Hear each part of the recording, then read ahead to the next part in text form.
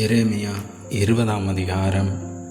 எரேமியா இந்த வார்த்தைகளை தீர்க்க தரிசனமாக சொல்லுகிறதை ஆசாரியனான இம்மேருடைய குமாரனும் கர்த்தருடைய ஆலயத்துக்கு பிரதான விசாரணை கர்த்தனுமாகிய பஸ்கூர் கேட்டபோது, எரேமியா தீர்க்கதரிசியை பஸ்கூர் அடித்து அவனை கர்த்தருடைய ஆலயத்திலே பென்யமீன் கோத்திரத்தாரை சேர்ந்த மேல் வாசலில் இருக்கும் காவலறையிலே போட்டான். மறுநாளிலே பஸ்கூர் எரேமியாவை காவல் அறையிலிருந்து வெளியே போகவிட்டான். அப்பொழுது எரேமியா அவனை நோக்கி, கர்த்தர் உன்னை பஸ்கூர் என்று அழைக்காமல் மாகோர் மீசாவீப் என்று அழைக்கிறார். மேலும் கர்த்தர், இதோ நான் உன்னையும் உன் எல்லா சிநேகிதரையும் பயத்துக்கு ஒப்பு கொடுக்கிறேன். உன் கண்கள் காண இவர்கள் சத்துருக்களின் பட்டயத்தால் விழுவார்கள். யூதா அனைத்தையும் நான் பாபிலோன் ராஜாவின் கையில் ஒப்பு கொடுப்பேன்.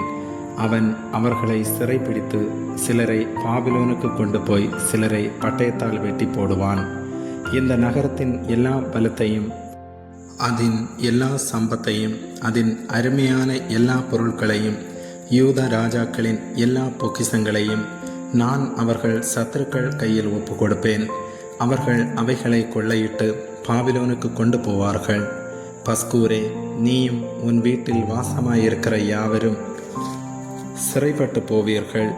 நீயும் உன் கள்ள தீர்க்க தரிசனத்துக்கு செவி கொடுத்த உன் சிநேகிதர் யாவரும் பாபிலோனுக்கு போய் அங்கே மரித்து அங்கே அடக்கம் பண்ணப்படுவீர்கள் என்று சொல்லுகிறார் என்றான். கர்த்தாவே, என்னை இணங்க பண்ணினீர், நான் இணங்கினேன். நீர் என்னிலும் பலத்தவராயிருந்து என்னை மேற்கொண்டீர். நாள்தோறும் நகைப்புக்கு இடமானேன். எல்லாரும் என்னை பரிகாசம் பண்ணுகிறார்கள். நான் பேசினது முதற்கொண்டு கதறுகிறேன். கொடுமை என்றும் பாழ்கடிப்பென்றும் சத்தமிட்டு கூறுகிறேன். நான் கூறின கர்த்தருடைய வார்த்தை நாள்தோறும் எனக்கு நிந்தையும் பரிகாசமும் ஆயிற்று. ஆதலால் நான் அவரை பிரஸ்தாபம் பண்ணாமலும் இனி கர்த்தருடைய நாமத்திலே பேசாமலும் இருப்பேன் என்றேன். ஆனாலும் அவருடைய வார்த்தை என் எலும்புகளில் அடைப்பட்டு எரிகிற அக்னியைப் போல் என் இருதயத்தில் இருந்தது. அதை சகித்து இளைத்து போனேன். எனக்கு பொறுக்கக்கூடாமற் போயிட்டு அநேகர் சொல்லும் அவதூறை கேட்டேன். பயம் சூழ்ந்திருந்தது. அறிவியுங்கள், அப்பொழுது நாங்கள் அதை அறிவிப்போம் என்கிறார்கள்.